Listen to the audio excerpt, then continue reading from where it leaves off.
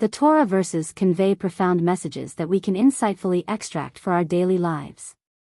Rabbi Shay Tahan, the Rosh Kollel of Sha'arei Ezra in Brooklyn, New York, graciously opens the gates to understand them.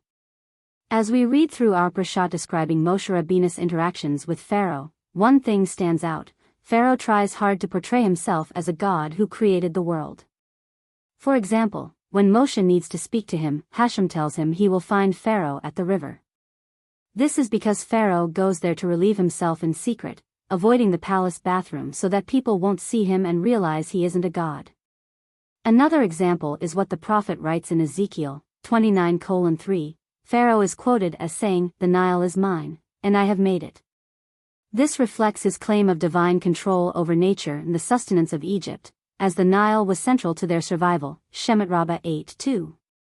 But this is quite troubling. Why would Pharaoh feel the need to portray himself as a god? Pharaoh was the leader of the world's greatest empire at the time and the most powerful man on the globe. He had everyone bowing down to him, and every wish of his was immediately fulfilled. With such absolute power and control, one might wonder why he would go to such lengths to convince others of his divinity.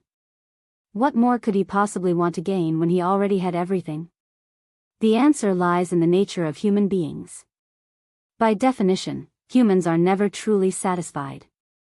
Hashem created us with an innate need and desire to always accomplish more.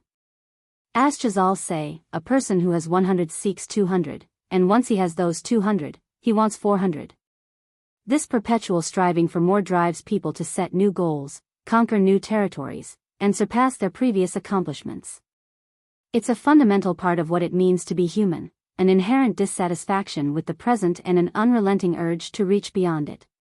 We can see this in today's world powers as well. President Trump sought to annex Canada and buy Greenland. Putin aims to reclaim Ukraine, and Erdogan aspires to revive the caliphate, starting with Syria and expanding throughout the Middle East. The same was true for Pharaoh. He wasn't content with being the world's most powerful ruler. He sought to take over Hashem's power, as he was the only one above him. Pharaoh's desire to elevate himself to the level of the divine was not just an ego trip, but a reflection of the intrinsic drive for humans to reach beyond their natural limits.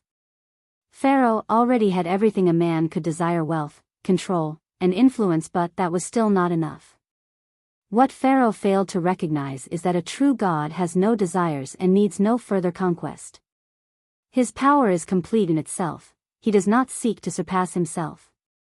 Pharaoh's longing to be more than human, more than a king, ironically proves that he was only human, as true divinity is beyond such yearning. But there is also a message here for us. We can learn that while we are human and naturally seek to accomplish more, we have the ability to elevate ourselves spiritually by redirecting our desires. Instead of pursuing physical wants and material gain, we can shift our focus to spiritual growth. For example, rather than striving to accumulate more money, we can aim to achieve deeper learning and a better understanding of Torah.